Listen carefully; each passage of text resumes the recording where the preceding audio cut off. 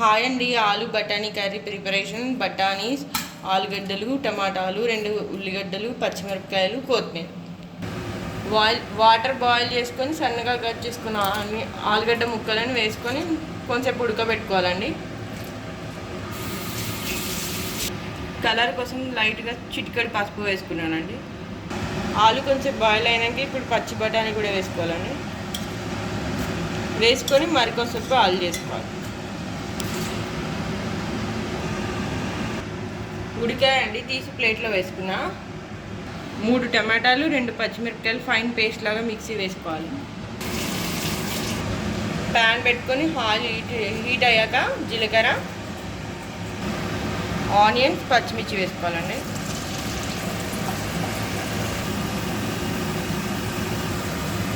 బాగా వేగిపోయాక తగినంత అల్లం వెల్లుల్లి పేస్ట్, పసుపు వేసుకోవాలి. మిక్సీ చేసుకున్న టమాటా పేస్ట్ని వేసుకోవాలండి. వేయింపుకోవాలి ఒక 10 నిమిషాలు. తగినంత సాల్ట్, తగినంత కారం వేసుకోవాలి. 5 మినిట్స్ మళ్ళీ మగ్గనివ్వాలండి.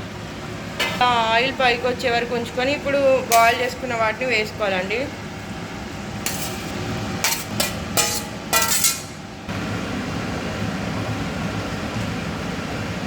ఇప్పుడు మరికొంచెంసేపు ఉడకబెట్టుకోవాలండి. సిమ్లో పెట్టుకొని మూత పెట్టుకోవాలి.